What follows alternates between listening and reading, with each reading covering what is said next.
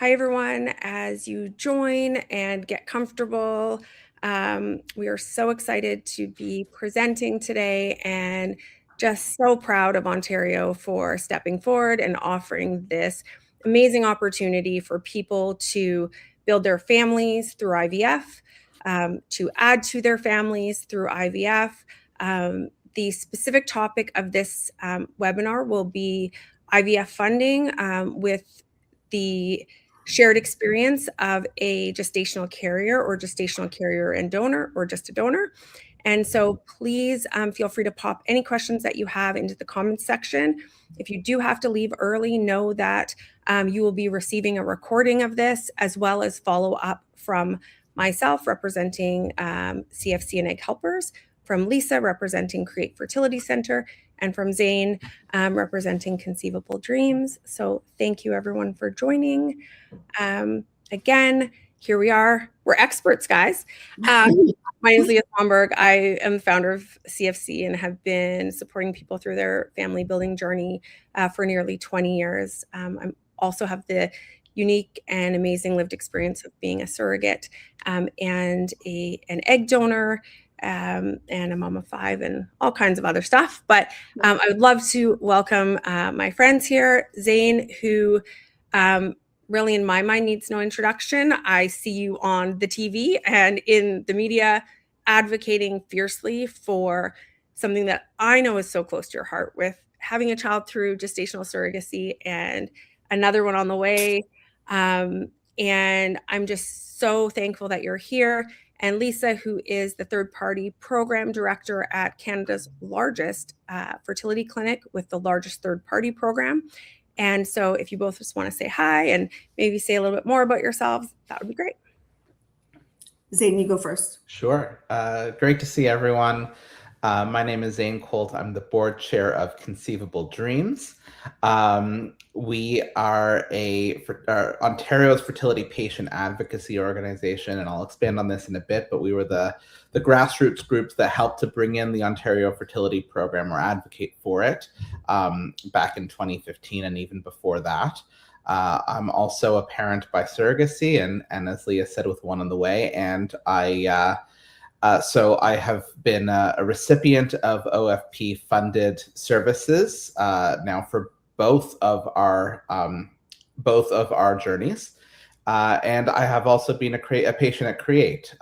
Happy coincidence, and so I'm able to answer any questions that folks have about the program, about accessing the funding, about the new Ontario Fertility Treatment Tax Credit. And we're here to be the patient advocate voice and to make recommendations to government on what still needs to be improved for fertility patients across the province. Amazing. Thank you. So I'm Lisa. My background is in nursing. I've been a nurse for 30 years. 20 of those years were in labor and delivery, and the next 10 were related to fertility programs, outreach, third party.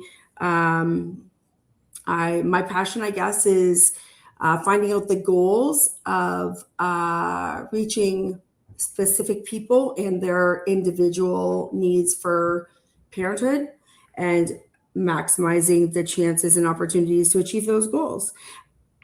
Yeah. Amazing. Thank you. Well, welcome, guys. So next slide. I thought, Zane, if you wanted to talk about this as you've been involved in this and just front and center on it a little bit, that would be great. Yeah, absolutely. So yeah, as you can see, the program was first introduced in December of 2015. And our organization was there at that time, and even before that, advocating for this program to be brought in. The funding at the time was allocated to clinics that were existing as of 2015, and my understanding was they had to kind of declare their volumes from 2014, 2015 onwards. And so some of the newer clinics that had just opened around that time got a very little slice of the pie, specifically because they had very small volumes previously. Create has been around for a very long time and has a lot of experience in this case, and got a very healthy slice of the pie at that time. As we know, the funding covers one funded round per eligible patient. What the slide doesn't say is there is an additional round if acting as a surrogate. So you don't have to worry if you're using a surrogate or working with a surrogate.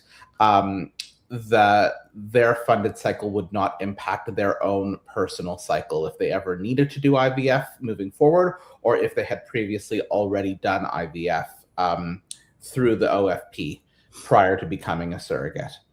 Our organization had a strategic vision a couple of years ago where we wanted to advocate for more.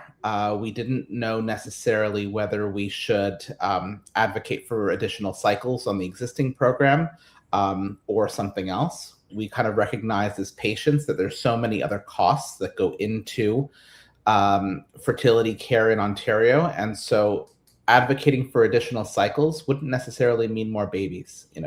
Sometimes people do still need multiple cycles to get their one baby.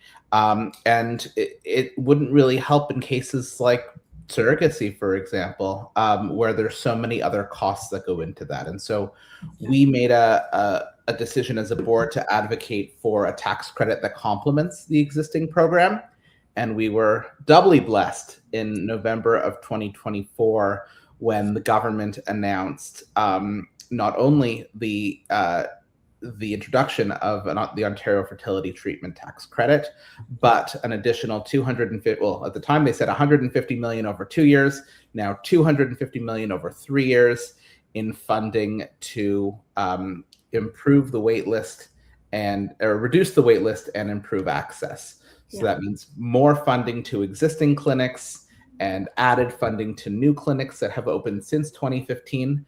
And so that brought more people into the fold and reduced wait times for everybody.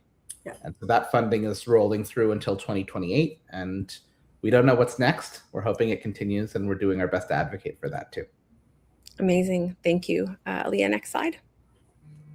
So when looking at funding and what it covers, my goal and sort of my interest here is to really ensure that intended parents, for my case, it's an intended parent, and for a clinic, it's the patient, really is doing their homework ahead of securing a clinic. And so what that really looks like is ensuring any clinic that you are considering working with has a third-party program with primary establishment in place. And that means that they can work with gestational carriers and known or anonymous egg donors. And in doing that and sort of asking that question, you will then know that, yes, as a same-sex male couple or as a single person, I'm able to access funding at that center. And so we partner with Create Fertility, which Lisa is a part of, as they do have the largest clinic and third-party program, and really understand how to build a process for folks that will allow them to, use the funding and the other tax credits that Zane will talk about on the next slide. So in terms of what funding covers, one IVF cycle, so the stimulation of either the intended parent or the egg donor, so the growing of those eggs inside those follicles to be retrieved, the egg retrieval, the fertilization of those eggs with donor sperm or partner sperm, and the embryo transfer to intended parent or surrogate. Now, I want to stop here because I don't know if Lisa, you or Zane could answer this for me. In this funded cycle, we've had someone email us today and wanted us to ask, does it mean one transfer to that person, or can it be all of the transfers of all of those embryos? Yeah, so I think that maybe Zane and I can answer this together. So I think it's a combination of the package you choose with your chosen clinic, the health card, like the geography of where you live, and then the relationship, whether it's like whether your relationship is prior to or after the creation of embryos. And this is something that Zane's helped me understand a little bit like deeper, because it does go to the package, but it also matters with the geography of the health card. Zane, I'm gonna like put it to you to like explain it better. Yeah, so the short answer is yes. The funding covers a one at a, it says very specifically, a one at a time transfer of all available embryos from that retrieval. So that also means if you're working with the same surrogate for subsequent pregnancies after a live birth, all of those transfers are still going to be funded as well. Now, if you were going to transfer to yourself, hoping, if I was an intended mom and I was like, I'm going to try to get pregnant and I couldn't, can I then transfer the last 1, 2, 3, 4 embryos to a surrogate? Like, can it go to someone else because I couldn't carry? That's a conversation you need to have with your clinic. I believe so.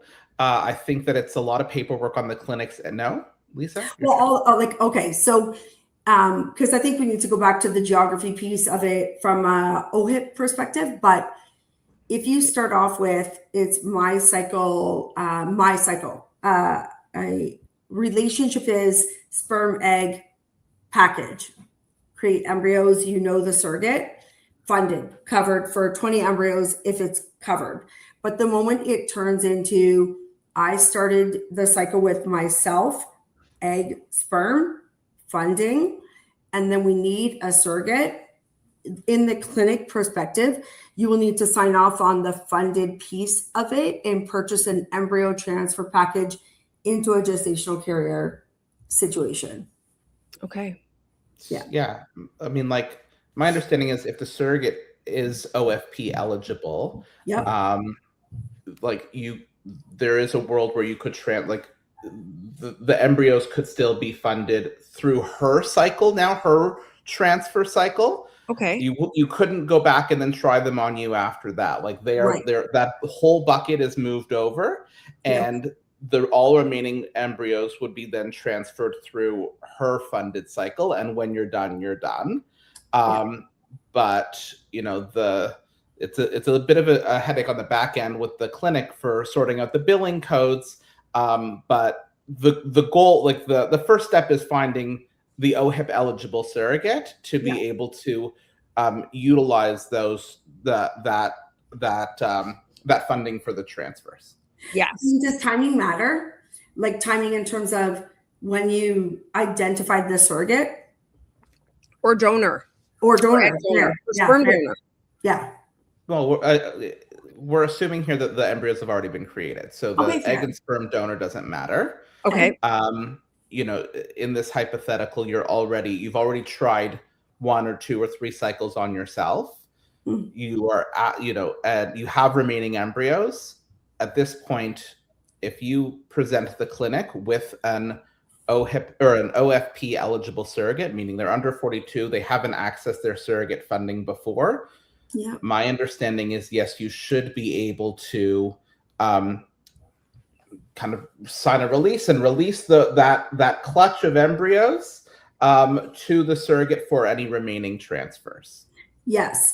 And I just wanted that. Yes. And Zane is the one that helped me understand this better, and like super thankful for him.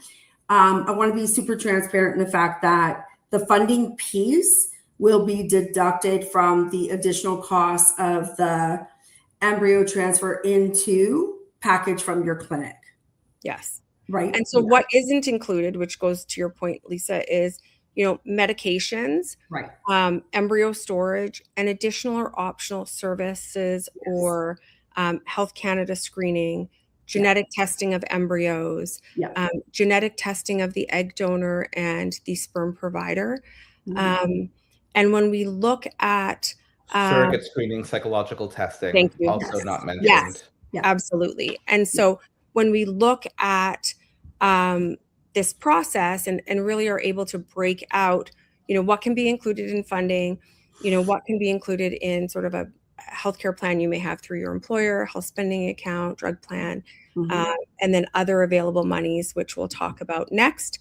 We do have a question, and they are asking, we already used one-time funding in 2022 for using our own embryo and fertilizing. Can we now use some other female donor and a surrogate with my male sperm for this program, please? I'm going to give this to Zane. Yeah. Yes, you should be able to. So the funding is tracked through the person trying to get pregnant. So that's the name of the game here. So if you find a surrogate who has an OHIP card, who's under 43, who has never accessed this once in a lifetime funding as a surrogate before, you could find donor eggs from a known donor or from an egg bank, and you as the sperm giver can be a secondary patient on your surrogate's funded cycle. So I just want to make sure I caught that. So on the first cycle where they're trying to have, where the intended mother or the mom is trying to carry, she would use her OHIP. On the second cycle with the surrogate, the sperm provider or husband would use his OHIP. No, sorry, no, the surrogate. The surrogate. Thank OHIP. you. Sorry. The funding is tracked through the person trying to get pregnant. Okay. So the surrogate is trying to get pregnant. Perfect. The eligibility check is going through the surrogate. The sperm provider here is considered a secondary patient. Okay. So the surrogate is a primary patient. The sperm provider is the secondary patient, and there is no limit on the amount of times you can be a secondary patient. Okay. So can we back up for a sec, guys? So partner couple, like egg, sperm, whatever, we make embryos. We have 10 embryos. We use funding. My uterus, the embryos are there. We have 10 embryos. I need to now escalate to, I need a surrogate.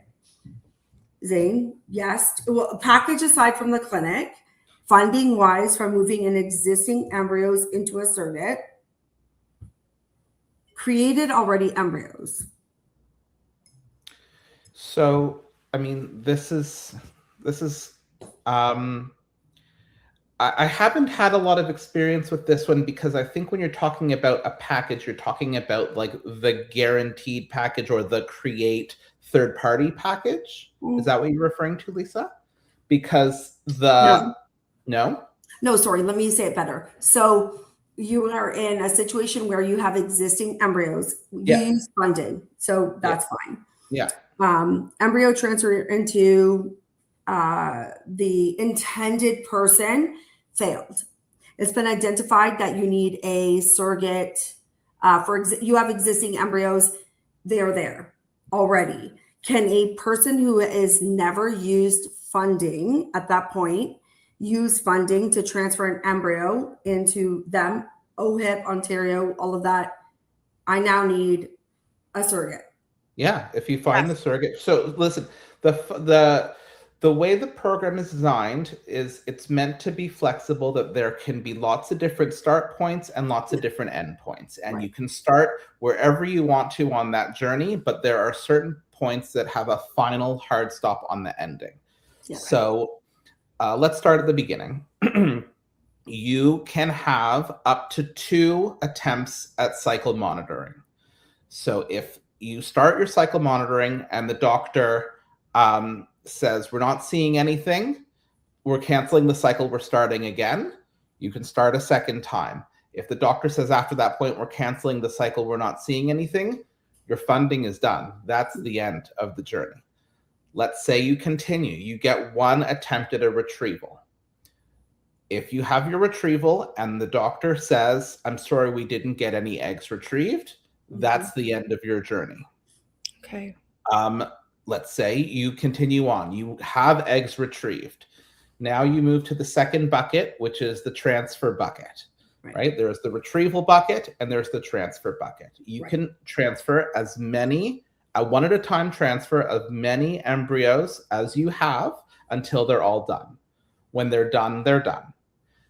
If you have a surrogate enter, let me rephrase that. Let's say you are, let's say you're entering that you already have embryos created, whether they're from you, whether they're from donors, whether they're from whatever, and you're only using up the transfer bucket, you can enter on that part of the cycle as perfect. well. Okay, that's right? great. That makes sense. Thank But you. again, the funding is tracked through the person trying to get pregnant. So if the embryos are frozen from a previous cycle, but you have an OFP eligible surrogate, you can use the transfer portion of the funding. And this is a little bit complicated because like that's kind of the clinic's billing side of things. It's not really patient facing, but the clinic gets two checks, one for the retrieval and one for the transfer. They can still get their transfer check if the embryos have already been created. It's so crazy because we're so used to thinking of the intended mother as the mother, as the person, right? It's her pregnancy in someone else. So of course, thank you. My wife and I struggled with this a lot, that she never had access to her funded cycle. Yeah. We all, like we were the one with the baby at the end. Why do I have to find the surrogate before I even start to do my own egg retrieval? But the funding is based on the person trying to get pregnant. And that's the way they set the rules. The next question we have, Zane and Lisa, it's from Martina. I'm a woman and turned 43 on February 1st. However, I applied for Ontario funding before I turned 43. Am I still eligible for funding? Okay, I'm going to give you the, so if your retrieval, so I'm assuming so Martina, are we using an egg donor? Because that will depend on, I'll wait. My read on, we'll wait till. Because it depends on when the transfer occurs. If the transfer occurs before your next birthday, then yes. But if you're, yes, exactly. Okay, so if you're using an egg donor, then your clinic can apply that piece of the funding to, as long as it's before your next birthday. Zane, do you have a different lens on that? The age, sorry, let's read this specifically. Yeah. The ages is so tricky. It says must be under the age of 43. Exactly. So my understanding, I don't entirely understand what applied for the funding means. I assume that means she said yes. Eligibility date. The eligibility check. So you gave your OHIP number to your clinic ran your OHIP number. They must have stamped a piece of paper saying, yes, you're eligible, then that's locked in time. But you can't just sit on your retrieval cycle. You do have to keep that process moving. Right. So as long as the transfer with your egg donor takes place before your 44th birthday is the date from a billing perspective. Because you're still 43.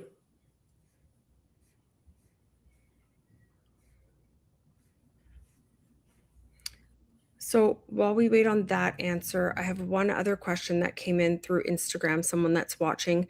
And they asked if they had applied for funding at a clinic, not at that time, they thought that they would be doing their own embryo transfer and have had a health condition come up since.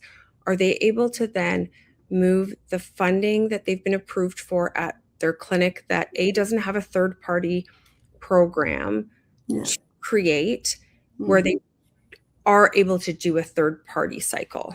Okay, so I can answer this question, then Zane can add to it if I'm missing a piece. The answer is yes. So what will happen is you will be required to have a signed document that says, I'm moving my funding from clinic A to clinic B, minus whatever the clinic names are. You will have to deny your funding at the first clinic and then sign that paper that you're moving your funding over to the other clinic.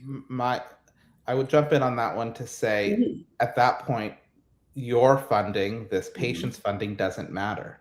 because you still need to find, if the doctor says you need a surrogate, then you need to find an OHIP eligible surrogate. That's whose funding you're tracking now. Mhm. It doesn't Mm. matter that you already Fair. had funding eligible at the previous clinic. Driving me You're not nuts. the one carrying the child. Right. It's Thank you. yes. Yeah. Baden's asking a question, and Baden, like, I'm She's- driving your husband crazy because I keep I thinking didn't of even read the question, but she's her kind as of the mother. This bait me.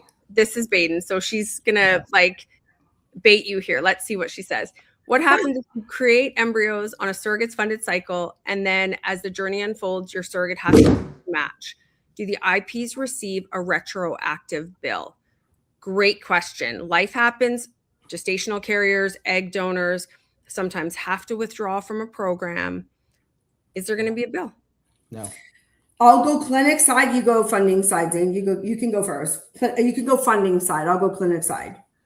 There shouldn't be. Right? Like the funding was allotted to that surrogate. You started the process, whether you started your egg retrieval, and let's say you started your egg retrieval, but you didn't move into the transfer portion, and so now that surrogate's funding is done. She can't ever utilize her funding as a surrogate for a future cycle. That's expired, but the clinic shouldn't give you a bill because they already got reimbursed from the government for that funded cycle. Okay, so my question is this, like, we have been at Egg Helpers, so we help lots of Ontario couples find egg donors, and we were under the impression that the egg donor had to have OHIP. Now, if this goes to the person carrying, which is the gestational carrier, does the egg donor have to be from Ontario? Does she have to have OHIP? Any person utilizing the funding, not, sorry, let me rephrase. Any person utilizing the healthcare services in Ontario needs to have an OHIP card. So that means the sperm giver, the egg giver, and the surrogate. Yeah. Okay. In cases where, let's say, you have two gay dads, one of them is not doesn't have an OHIP card, but one of them does, then you can still have a second parent or a second person, a secondary patient on that journey, but they're not contributing anything to the cycle. They're just the partner on that journey. So is the egg donor only able to participate in one OHIP funded cycle, sort of similar to a surrogate? No, the funding is tracked to the person getting pregnant. The egg donor could be an egg donor on multiple cycles, but again, you need to have your surrogate lined up first. Right. Because they won't do the retrieval on the egg donor until they have the surrogate's OHIP number and they run the eligibility check on the surrogate. It's not easy, right? Like, you would know to find your surrogate before even having eggs or embryos created. That's OHIP, that's, OFP eligible, that's under 42, that lives in Ontario, that's never done this before, is a needle in a haystack. I would say I've done it twice now. Wow. So it is possible. Needle in a haystack. But this is not, it's possible. It's not easy, but it's possible. So can we back up one sec here? Because Zane and I had this conversation the other day. At the same time, and I'll paraphrase and then Zane can confirm it. Embryos created, egg donor, whatever. I live in Ontario. I have a health card. It's going into my uterus. I can use the embryo transfer portion of funding. Yes? You could use transfer. I mean, I just heard it was your birthday yesterday, so not anymore. But a couple of years ago, you could have used the many years ago. But yes. Wow. Baden, your husband's coming for us. Fabulous this is a big thing because I asked Zane the other day in the car if I only am eligible Ontario health card uterus, embryos already created, egg, it doesn't matter where I got the embryos. I've never used anything. I live in Ontario. Can I use only the embryo transfer portion of funding? Yes. Right. If your embryos magically appear Right. via donor gametes, Yeah. even donor embryos, right? Right. Like you Exactly. can use the Yeah. transfer bucket Right. without having used the retrieval bucket. You Right. can use the retrieval bucket in the case of the surrogate that just dropped out that I was describing without using the transfer bucket. Right. Okay. Let's catch up on a couple more questions here. Yes. Can Not IVs the add transfer add-ons during a funded transfer, embryo glue, HCG wash, Oh etc.? boy. Okay. Okay. So let me just read the question actually so that okay. So any add-ons are not included in the funding. Zane can correct me, or no, Zane can like enhance my answer on the $5,000 piece, but package at your clinic, glue, add-ons, lipids, whatever they are, meds, need to be, they're not part of the funding, but they can be. embryoscope as well. That was Oh, yes, that's been a big one. Yeah. They're not part of the funding at all, but can be used in the 5,000. I'll give it to Zane to explain that part. Yeah. Yes, let's go to the next slide because it's in there. The next Yeah. piece of funding. There are some other questions. I saw another question come in a little bit earlier. What is going to happen if the surrogate gave the baby, Oh. or do we have the right not to let the surrogate see the baby? Oh, That's a different conversation. That's not really about funding. that's a legal agreement in hospital arrangement. Listen, my background, like pre this, I did 20 years labor and delivery, hospital sector. That is a lawyer piece, labor and delivery, hospital policy, relationship with your surrogate element. That's not.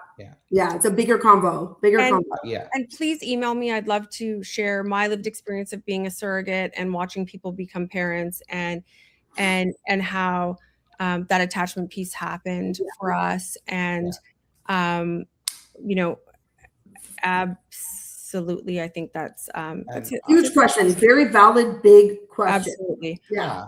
I would say, listen, like surrogacy, Leah, you know this as well, at its core is based on open communication and trust and a lot of vulnerability. So relationship building. The conversation that we're having right now is how to get pregnant, but if there's a different conversation for delivery at the end, and if the relationship sours throughout the course of the journey, that should not affect any sort of OFP or OHIP eligibility criteria. That chapter is long closed at that point. Right. Yeah. So that's the focus of this conversation.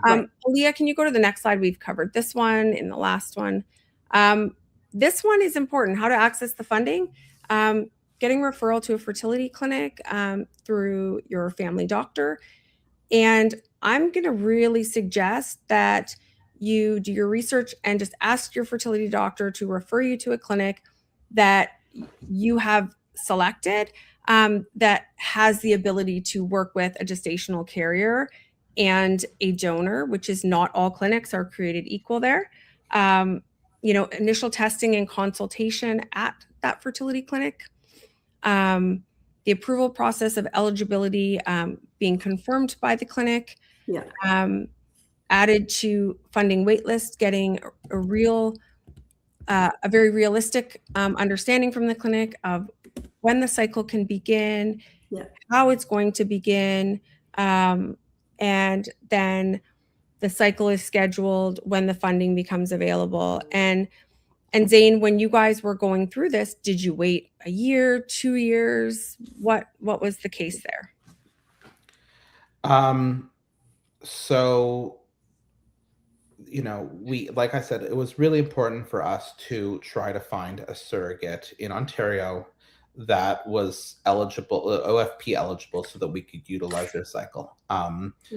And we were prepared to wait until we found that special person to have that happen. But the goal, from the funding perspective, the goal of the funding is to get pregnant. They don't like it when you sit on your embryos and bank them for years on end. The province doesn't like it. Your clinic doesn't like it. You can bank the leftover ones, but the goal is to move through the process. And that's why they say you need to have a surrogate lined up, ready to go, because you need to know who's getting pregnant, right? So to utilize this funding and to keep costs as low as possible, for the maximum possibility, you need to find that surrogate in advance and then be ready to go for your egg retrieval, at creation of embryos, and then the surrogate can be simultaneously doing the screening process so that you can do a transfer as quickly as possible. But is it a long wait to get to that point, Zane? Like our clinics, did this government, like, I mean, I know in BC we did, like I live in BC and we did funding and it was like gone in 5 minutes. Like, is there enough funding that someone could contact Create and be put on a list to start right away?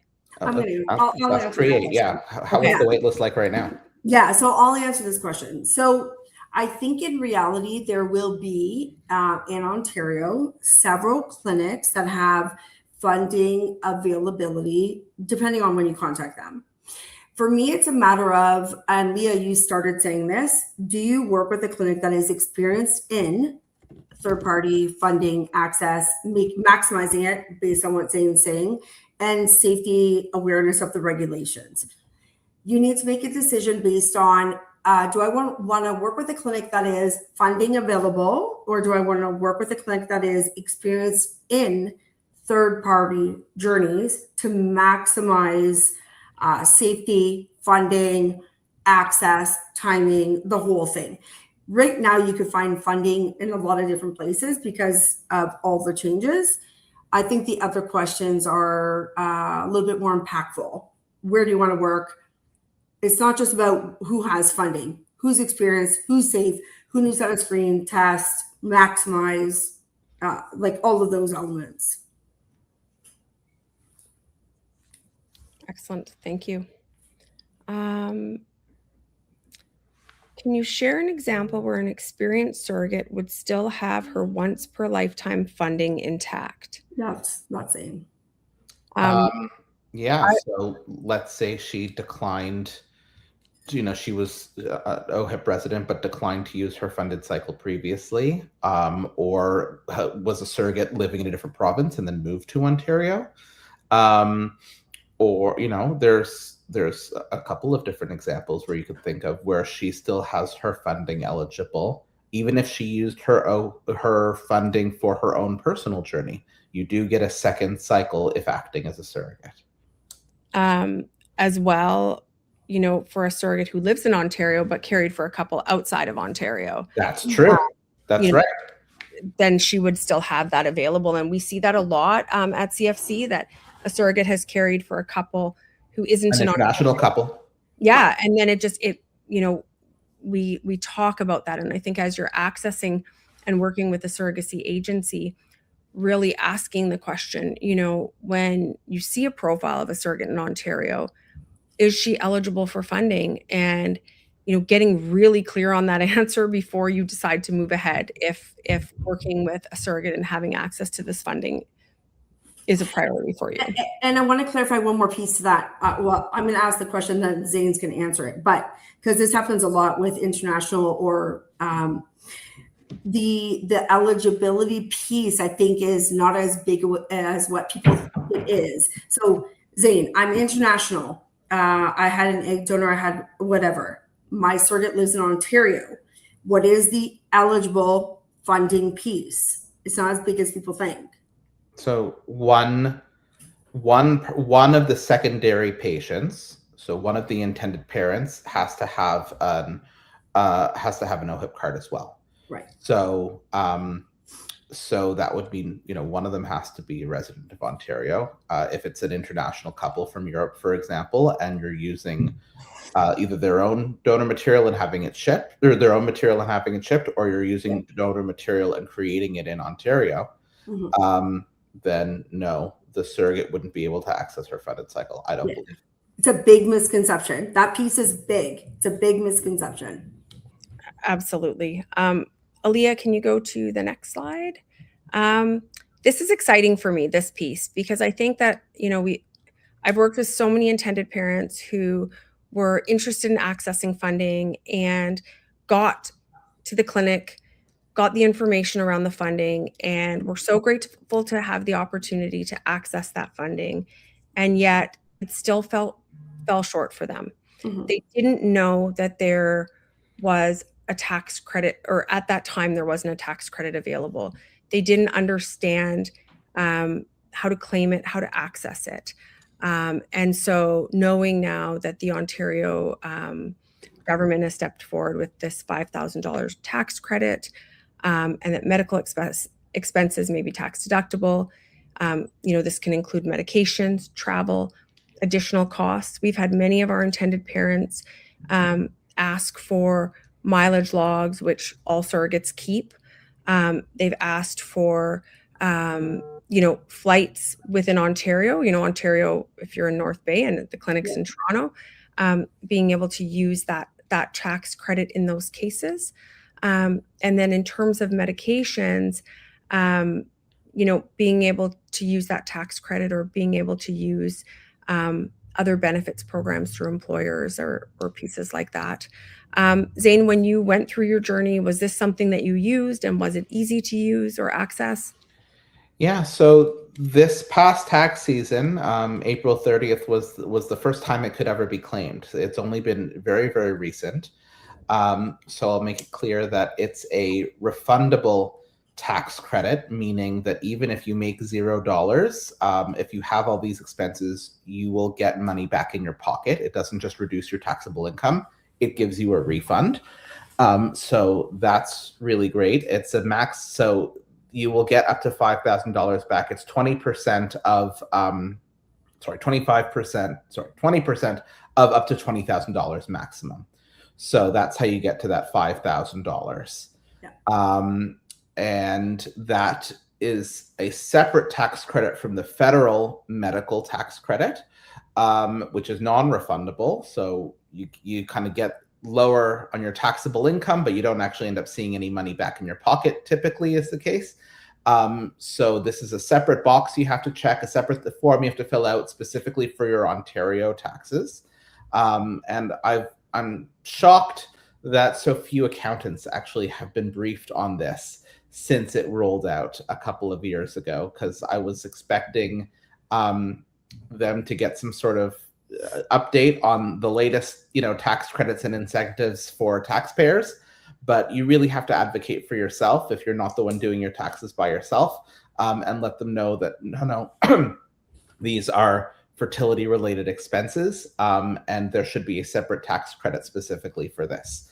But yeah, it's meant to be broad. So all the things that were not covered under OFP, any additional cycles, any additional testing, the travel, the medication, for yourself, or any medical expenses for a surrogate. So you can't write off or put down any sort of the surrogate net lost wages, but anything medical related that went into the journey, anything that would have had a doctor's form, or obviously, the mileage and the travel expenses would be able to be put through this as well.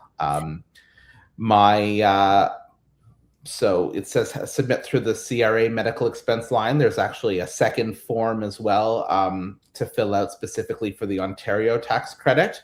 And anyone who's preparing your taxes should be able to know that, or it's in the Ontario worksheet. And if you give me a second before the end of this call, I can look up the paperwork to let you know about that. My trick of the trade for this one is try to plan some of your fertility treatments starting in December and continuing through January, so you can kind of capture it on both years. Yes.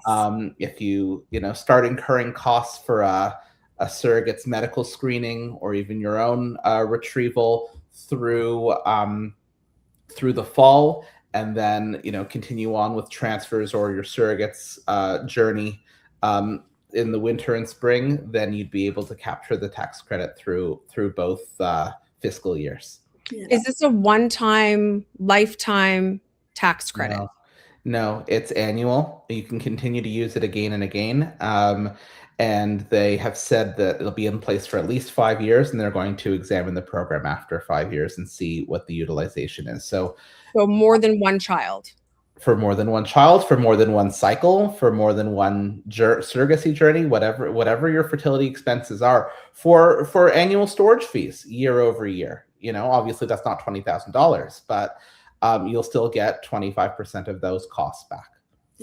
Amazing. And we will be including links for the folks watching here when we send Let out. me pull it up and I'll put it in the chat. Oh, awesome. And Zane will put it in the chat, and then we'll put it in the email that we send out with the recording, so that you have that as well. We finding money to do this as we understand it to be such an expensive. And I'd like to, and I don't know, like the demographic on the call, if it's strictly third party or whatever, but Zane, I'd like for you to kind of touch upon, because you and I spoke about this, but from a fertility preservation lens and the $5,000 credit, I would like to touch upon. Yes, please. Yeah. So it says very clearly it's meant that you can use it for any sort of IVF. So that includes social egg freezing or fertility preservation. If you're a young professional that wants to think about freezing their eggs before starting a family, that obviously is not covered under OFP. You need to have a medical need for it, but it is covered under the tax credit. So you should be getting 25% back for those expenses. Yeah, thank you. Yeah, that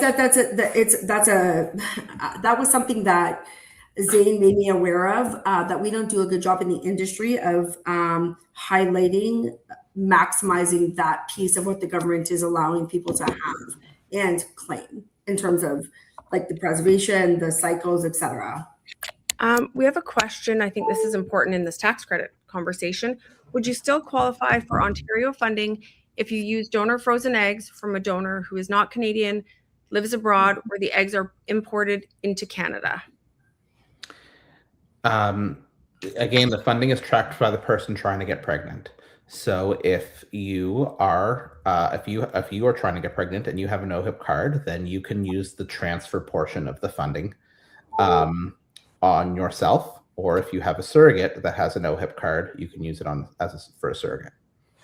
Okay. Can I add to that? Because again, been a nurse for 30 years. Zane put this in the best way ever for me.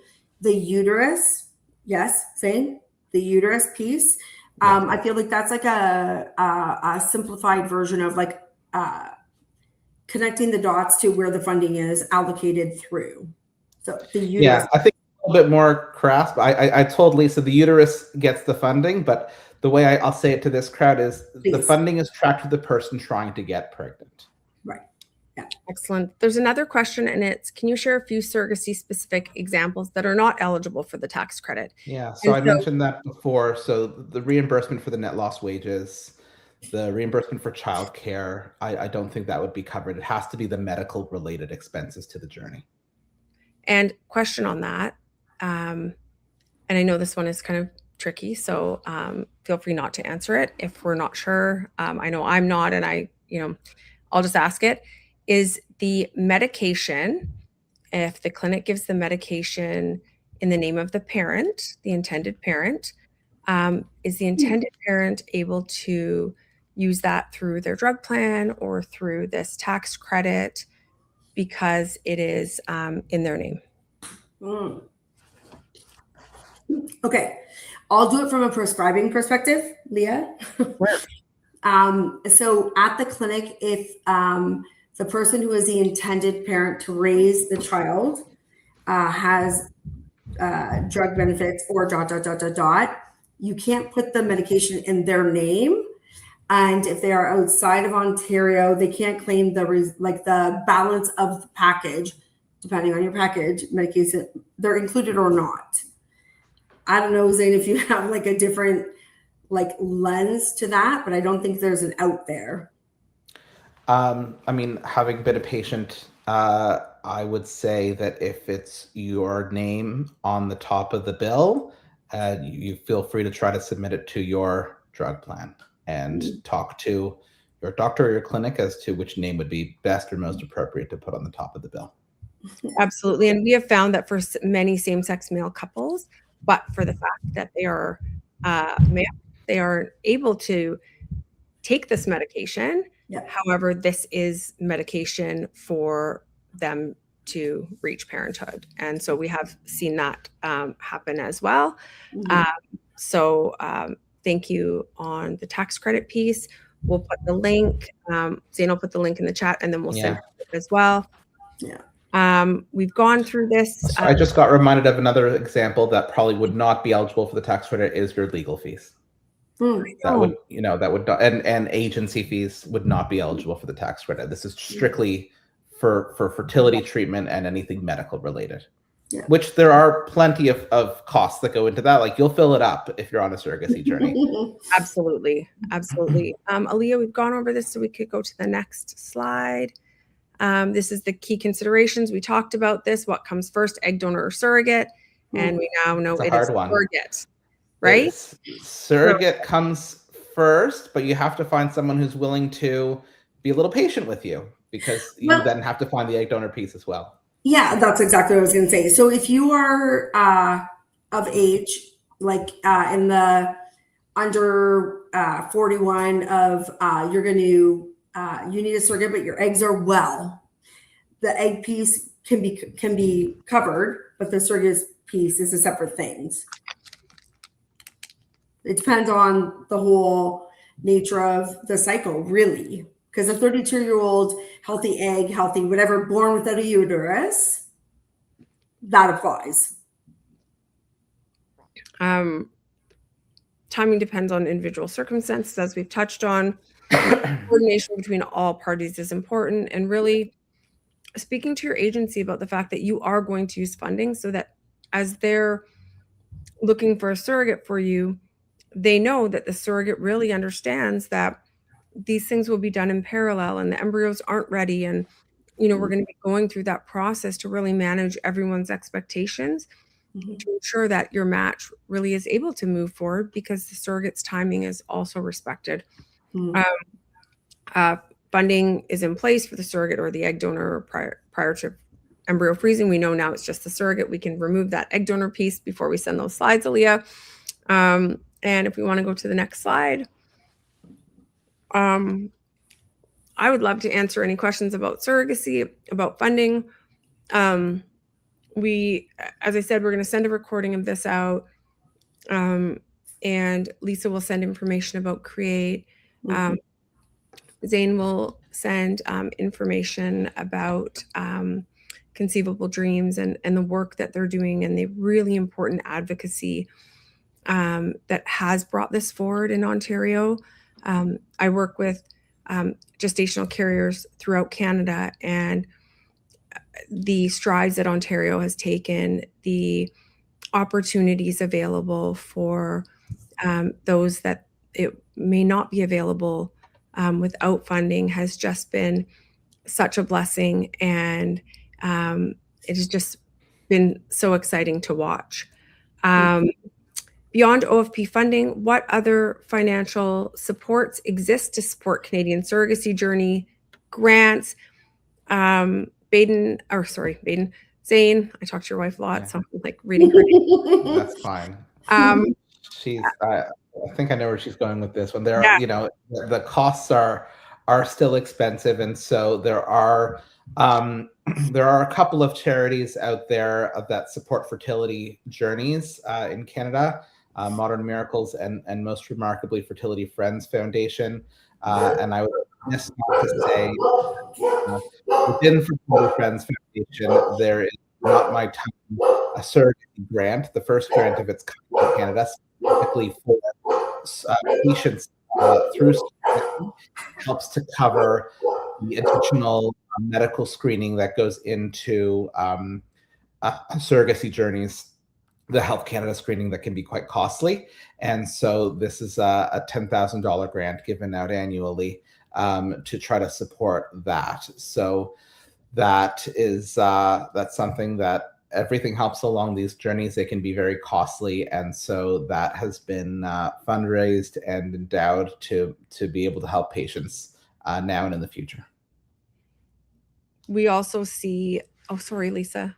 Sorry, I just so sorry. I just saw a question pop up like a couple of ago that I think is like super important, but I feel like I'm going to pass it to Zane, although like I know the regulations from like the clinic side, but the question that says, so everyone has to be from Ontario. Can I be unknown to the donor but know the surrogate? Like Zane, I feel like. Yeah, I'm not quite as familiar with the known versus unknown donor space. It wasn't part of my journey, but I will say that anyone who is contributing to the cycle, whether sperm, eggs, or surrogacy, needs to have an OHIP card. So you could be married to someone who doesn't have an OHIP card, or be in a partnership with someone who doesn't have an OHIP card. But if you are contributing to the cycle, you need to have an OHIP card. And from the clinic side, from a federal regulation, Health Canada perspective, the known versus unknown is more related to the surrogate side of things. But so the egg side, I guess, I don't know how to answer it conclusively, I guess. And we have worked with egg donors in OHIP funded cycles, and the intended parents have not been known to the egg donor, although the clinic has the donor's information to assess and ensure that she or that they do have OHIP and that they are eligible to participate in a funded cycle. And our understanding is that as long as they meet the requirements in terms of the OHIP OHIP number and are a resident of Ontario as well, which is important. As many young donors, and something just to sort of watch is that many young donors are traveling for school, or you may meet an egg donor or match with an egg donor through an agency, and they say, well, she lives in Ontario, and so she's an Ontario resident, yet it may be disappointing if you move past that and haven't maybe checked in with the agency and said, hey, does she have an OHIP number?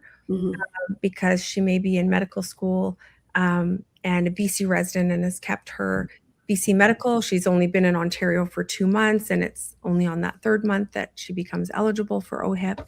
So really doing that homework and really just digging in and becoming familiar with, with all of these pieces is so important.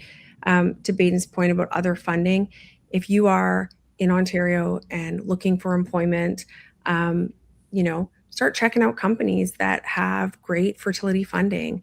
Look at employers that utilize Carrot, for example, which is a wonderful insurance program that's kind of like a tertiary program that employers are providing, or Progeny, or some of these programs that really do have the opportunity for employers to bring forward these benefits for their staff. And if you are in a place of employment that doesn't offer that, advocacy around that is really beneficial, not only for your own journey, but for those coming behind you to really show up in community and say, hey, employer, 1 in 6 Canadians, so 1 in 6 Ontario residents is struggling with fertility, and we need to be replacing ourselves, and we're not necessarily in Ontario. And so really looking at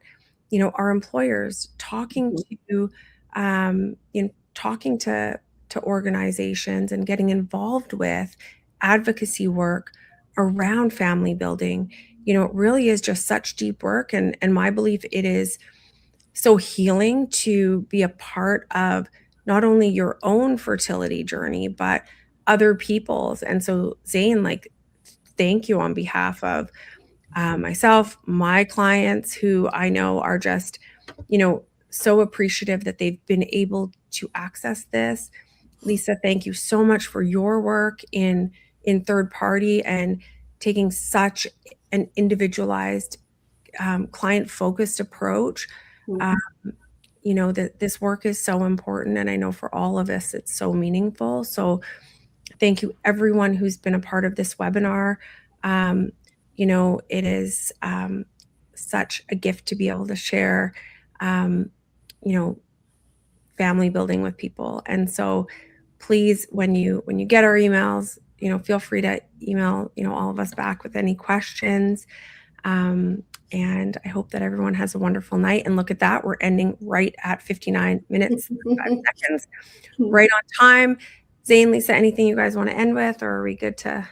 say our goodbyes? I'll just say this. Make sure that you are aligned with people that know the answers, are familiar with regulations, or have a network such as Zane to give you the right answers, right information, to have a safe, ethical, accurate reflection of the picture and the journey. Absolutely. Yeah. Mhm. Thank you so much for having me. I really like talking about this stuff. I know it well from a patient perspective and from a patient advocate perspective. And if you want to reach out to @conceived_dreams on Instagram or info@conceivabledreams.org with any other questions you have about our advocacy work in Ontario, happy to answer any questions or any specific questions through Leah. Happy to answer what we can. Amazing. And I'm hoping that our next webinar, Zane, is going to be talking about the opportunity for those who have children through surrogacy to have longer parental leave and get the full year, and the work that you're doing on that, because I know that's really important. And Yeah, and we're hoping to get a big update before the end of the year as well. So that's really exciting stuff too. amazing. And as we get that update, we'll be sharing it on our socials as well. So thank you everyone for joining us, and I hope you have a great evening. Absolutely. Take care. Thank you.